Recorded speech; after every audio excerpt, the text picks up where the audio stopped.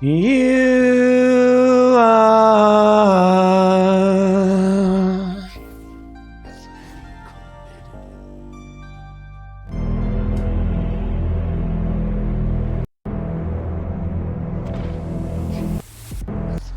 So, if you're unaware, Call of Duty Black Ops 4 has been releasing a lot of multiplayer maps.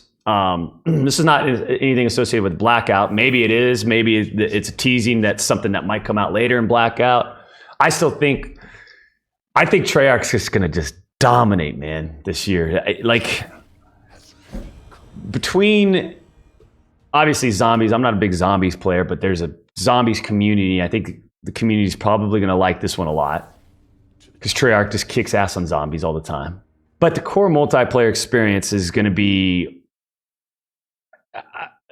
let's just say, I'm sure they dissected the feedback the last couple years, and they know the competition in the industry. They know they just, like, the franchise just needed to step up, and man, they have stepped up, man, and I love it. But I think they're just going to bring just a powerhouse of content from their core Call of Duty experience, multiplayer experience, from the amount of maps that we get, from all the modes, from the competitive support, potentially the league play, the league that I loved from Black Ops 2. And we haven't even talked about Blackout yet. And I think Blackout's going to be just packed with content. I think they're going to have a few more maps for Blackout as well, for the extent of the game's shelf life. So it's wonderful. Because this game, for me, traditionally growing up, in terms of any shooter game, has always felt just the best. It just felt, it does what you want it to do, right?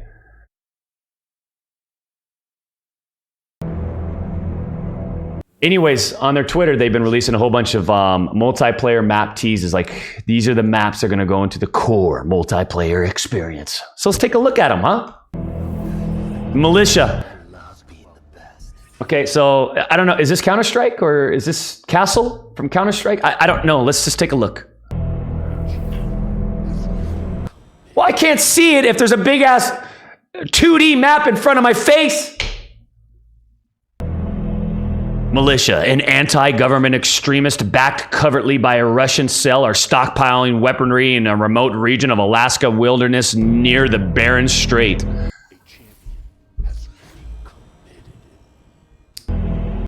John Raffis, is that you? I think John Raffis finally said, you know what? This is what it should say. And boy, oh boy, he stepped in, didn't he?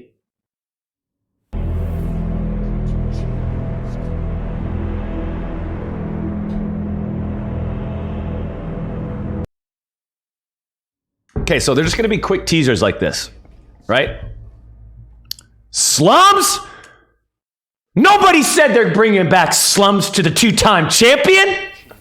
Are you kidding me? Oh, baby, baby, baby. I'll tell you right now, if it weren't for my gunshot and my skill playing 2v2s with nade shot and GBs, like, if it weren't for my gunshot and my knowledge of this map, we would have lost probably all of them. Or it would have been a lot.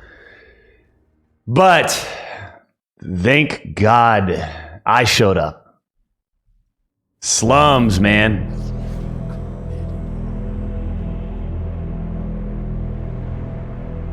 Nice tone of this music, too. Yes, yes, that's what I like to see. What else do we got here?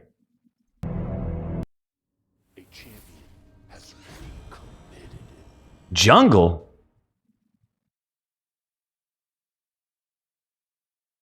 From the original Black Ops? Is that the bridge?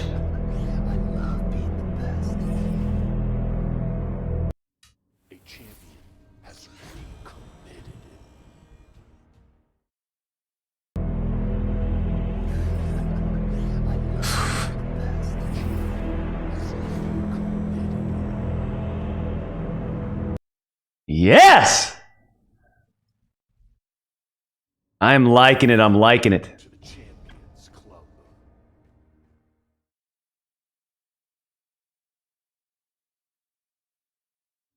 Who's Swipe of the Fox?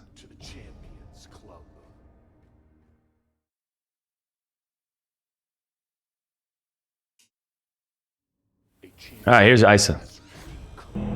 Icebreaker. Wait a minute, hold on, let me take a look. Icebreaker, okay. Okay, this is kind of like a new. I like the contrast. We're looking at level visual clarity.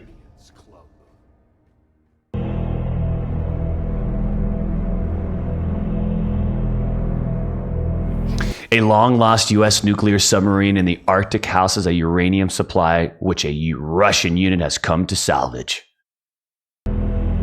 That's a good fiction. I can appreciate that. I mean, I know there's sub base, right, for Modern Warfare 2. I get that there's sub base, but that's a base. This is a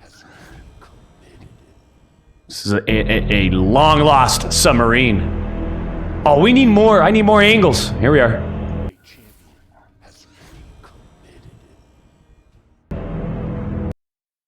That's a tough one. That's going to be a tough one to kind of dissect. Arsenal, here we are. Arsenal, why does that sound familiar? Is this a remake? Handshakes for the extreme high-end donation.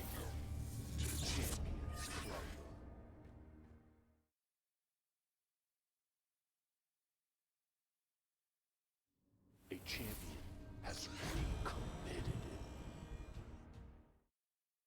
No, I think this is a new map. Welcome to the Champions.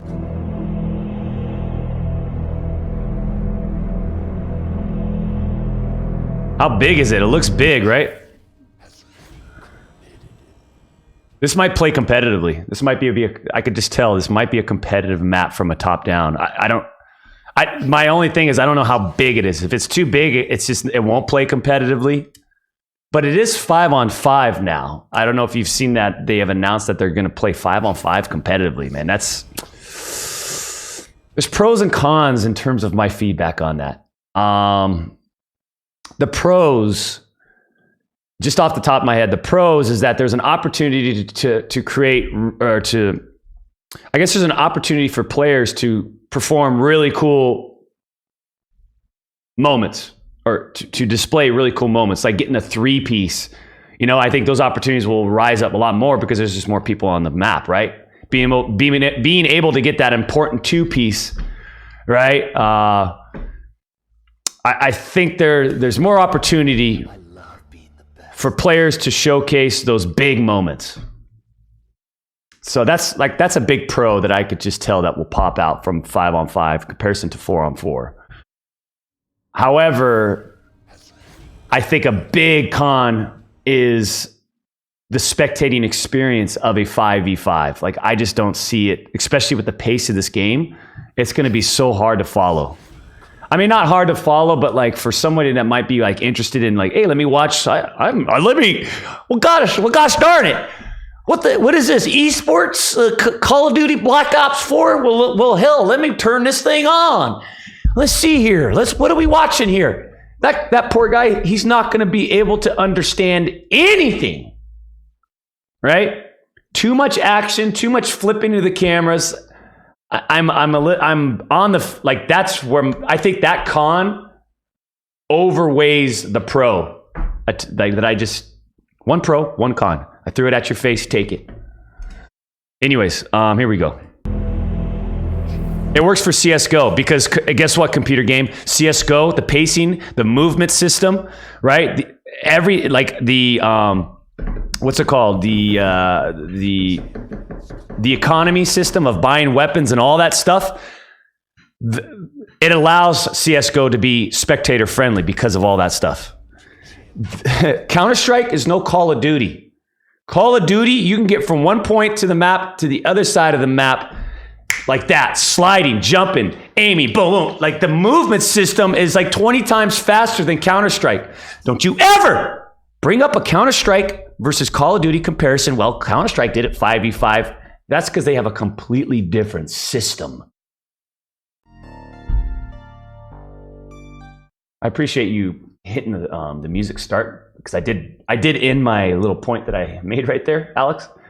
But this has music.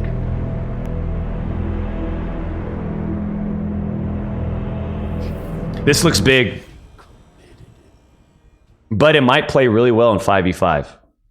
Firing range. Ooh, yeah. I'm just getting warmed up.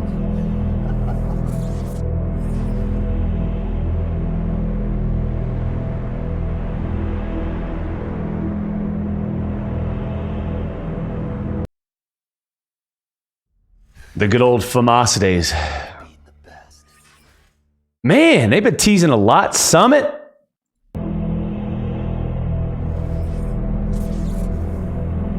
Handshakes for the extreme high-end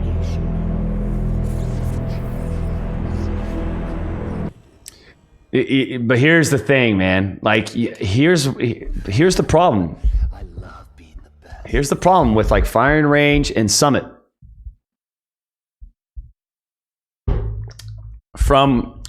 We know these are going to play fun in public matches.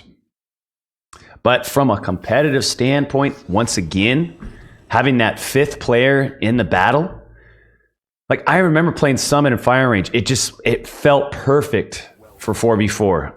Just the pacing, knowing that when you go down and you have two other players left, where you need to be on that choke point, where they could come from, you're the only one left. Like it created those like intense moments. I'm not sure how that's going to be affected with the fifth player on the field.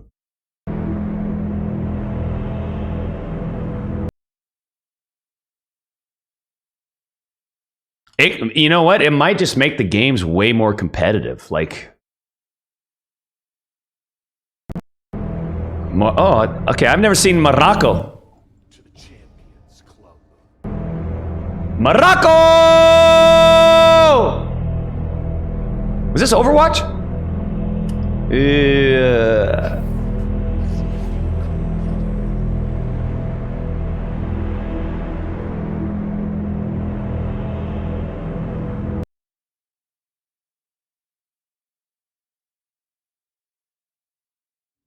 A champion has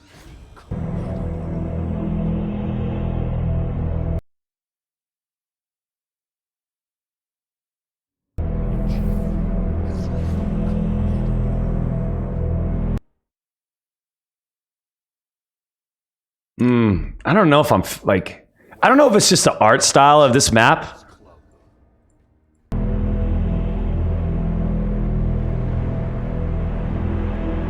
I don't know. You got to play it. to the Champions Club. All right. I think that's kind of all the maps that they've been teasing, yeah? Okay. I like it.